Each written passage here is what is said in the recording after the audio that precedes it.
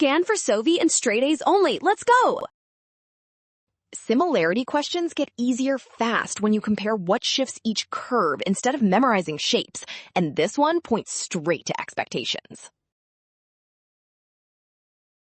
Both the short-run aggregate supply curve and the short-run Phillips curve depend on expected inflation, so the key similarity is not movement along them, but what changes the whole curve.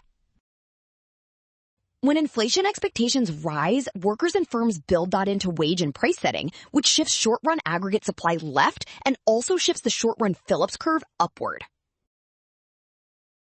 That means the shared feature is simple. A change in inflationary expectations shifts both curves, so option A is the only match.